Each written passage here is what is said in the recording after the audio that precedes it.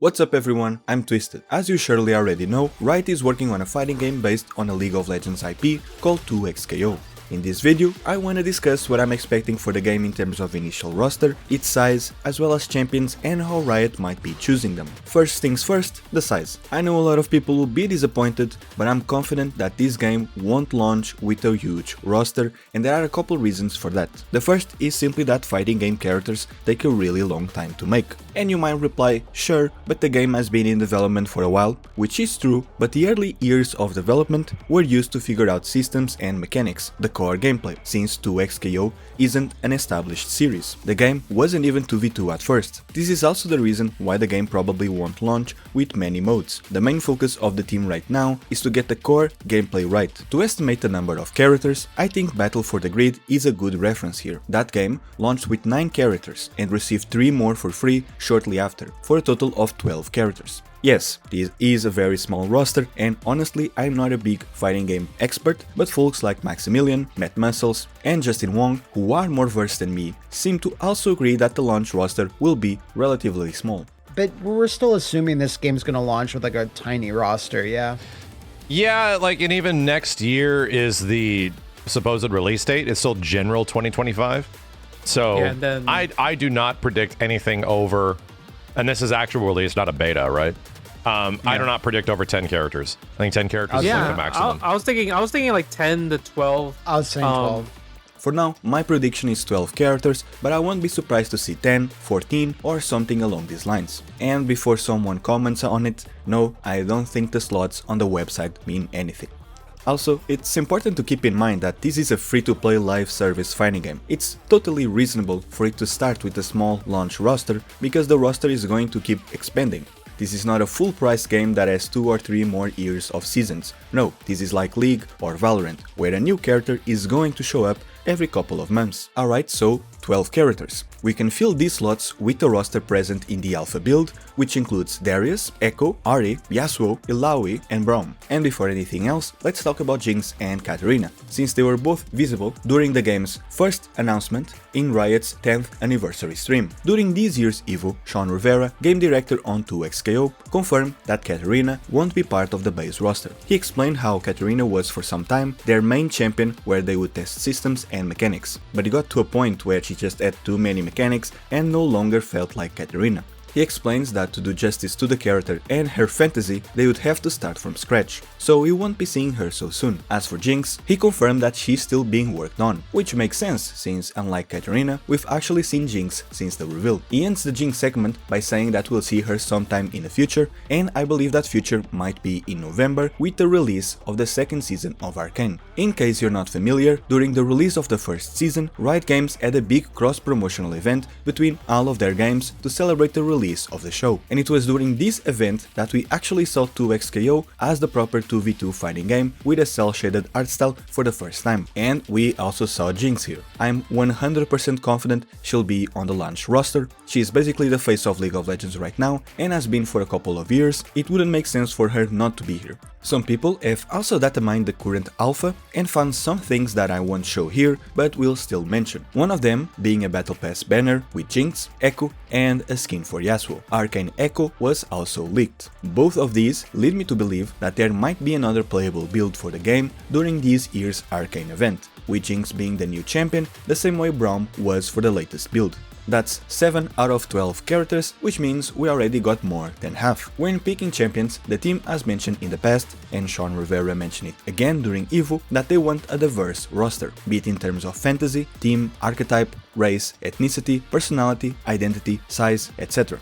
With this being said, unfortunately, what I'm not expecting for the roster are champions who are not very humanoid and or have weird proportions, and also champions who are really big or really small in the lore. I think these are challenges that the team is probably still trying to solve, and for a launch roster, it's easier to avoid them altogether, though I would very much like to be wrong here. Another thing to keep in mind is that not every popular or obvious character is going to be in a launch roster. Akali, Sett, Lee Sin, Samira seem like no-brainers, but they're also champions that can be released later to attract new people or to bring old players back to the game. Think of Akuma in Street Fighter 6 or Baiken in Guilty Gear Strive. Very popular characters saved for DLC to keep the game's momentum going. Now let's rewind to February of this year when I made this prediction for the base roster of the game. I also made this template, by the way, you can find it in the description. At the time I was pretty confident in this prediction, but my thoughts have since changed, but what hasn't changed was my thought process. So 2XKO is a tag team fighting game where yes, you can play 1v1s like every other fighting game, but you can also team up with a friend and play 2v2s or even 2v1s.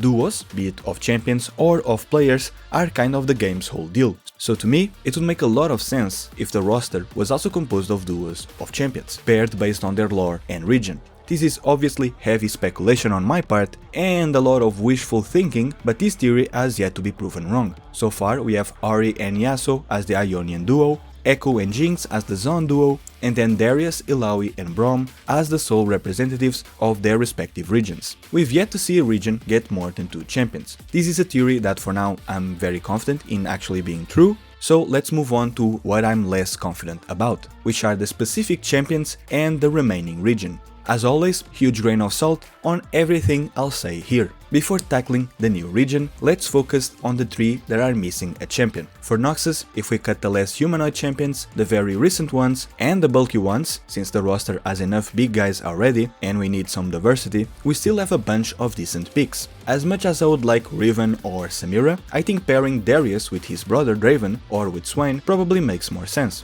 And between these two, I think Draven's weapon and personality would stand out a lot amongst the roster and could lead to a very interesting moveset. For Bilgewater, we also have some great choices. If this was my wishlist, I would probably pick Pyke, but since it isn't, I'm going with Miss Fortune. She's basically the protagonist of the region, and she could be the gunslinger zoner of the game. Yes, we have Jinx, but Jinx has a hammer and will probably have traps and gadgets, while Miss Fortune could have bullets, and also bullets. Though a powder monkey or 2 would also be cool, since for example Braum's moveset has some LOR references, so it would be cool if the moveset of other characters also did.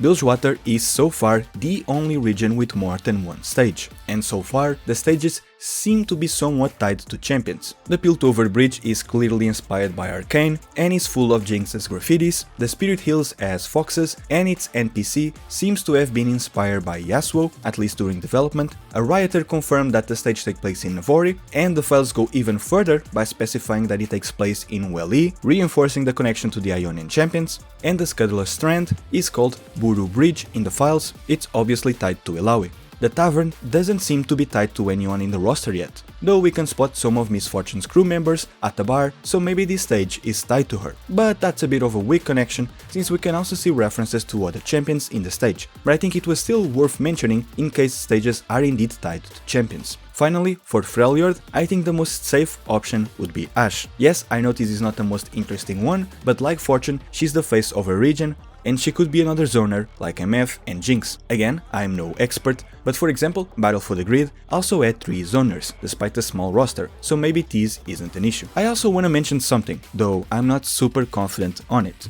Darius Bleed and Braum's Freeze are, as of right now, exclusive mechanics to these characters, but it would make sense for them to be present in the kits of other champions, right? For devs, this is just being resourceful and reusing mechanics already implemented, and this could also be good for players, as it means less unique mechanics to memorize per character. And in a game where there's no limit to the number of characters and mechanics, that's probably a good thing. But again, I'm not super confident about this. I'm coming from the context of games like League, where mechanics are reused between characters, but if you are someone with more knowledge on fighting games, then please let me know down below if this makes sense. Another thing I should mention is that data mining from the alpha also revealed the Frostguard stage. Braum is no stranger to the Citadel, but if stages are indeed tied to base roster characters, it's possible that the second Freljord character is actually someone tied to the Frostguard, be it Lysandra herself, or a character like Trundle or Nunu and Willump. And this leaves us with 2 slots left, and only 1 region. This is not an easy choice, there are still so many regions left: Bundle City, Demacia, Ixtal, Targon, Shadow Isles, Piltover, The Void and Shurima. As much as it costs me, I don't think we'll see Ixtal, Targon, The Void or Shurima represented in a launch roster. These are usually regions Riot either ignores or releases later. We've seen it in Wild Rift and Legends of Runeterra, for example. We can also discard Bundle City for the reasons I mentioned before about character sizes. this leaves us with 3 regions. When it comes to Piltover, I'm not sure if Riot is going to consider it a whole separate region from Zone, or if they'll just group the cities together as they have done in the past. A part of me says they will, but another part of me thinks having Vi in the launch roster just makes too much sense, especially with Caitlyn as her partner. For now, I'm going to assume that Piltover and Zone are being grouped up, but please let me know down below what you think. This leaves us with Demacia and the Shadow Isles, both great candidates, and honestly, if for the roster I wasn't expecting so few characters, I would include characters from both these regions, since so far they've been well represented in the other games from the start. Demacia would be the safer option here. Lux is incredibly popular, and I think her powers could be expanded in a cool way, and alongside her we could have her brother Garen mirroring Darius and Draven. Though in terms of variety this kinda sucks, because we have another big boy and another white girl zoner. In terms of duos, I could see Jarvan and Shyvana, but Shyvana is being reworked, I hope, so it's unlikely that we'll see her anytime soon. As for the Shadow Isles, Thresh is the most obvious choice, arguably the most popular character from that region, and also very unique in terms of personality and appearance compared to the current roster. His weapon also stands out, and there's a lot of creative approaches the team could take with his lantern. Also, the roster so far has some morally ambiguous characters, but no true villains, and Thresh is just a perfect asshole to fill that spot. Alongside him, I could see Kalista. She's been getting some attention recently, with her story being retold inside Wild Rift. Lore-wise, obviously the duo makes no sense, but well, it's the Shadow Isles, what else were you expecting? Kalista could use her Spectral Spear for both close range attacks, but also throw it to hit opponents from afar.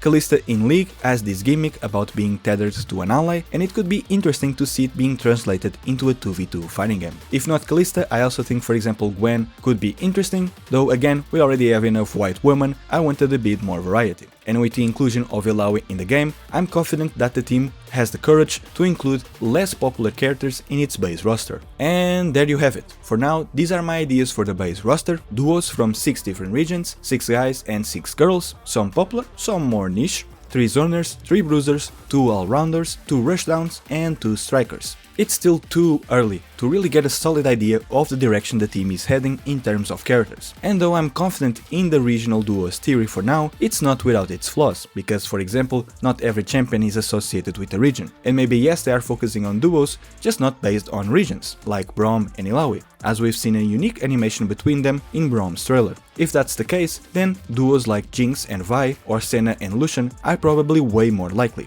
Also, maybe the stages have nothing to do with the champions. Again, it's too early to tell, but I've been wanting to make this video about my ideas for a while, and now, with the alpha being out, it's the perfect time for it. If you enjoyed this video, please leave a like, let me know in the comments your ideas and theories, and also let me know what other 2xKO videos you would like to see from me. With this being said, I'll see you guys in the next video.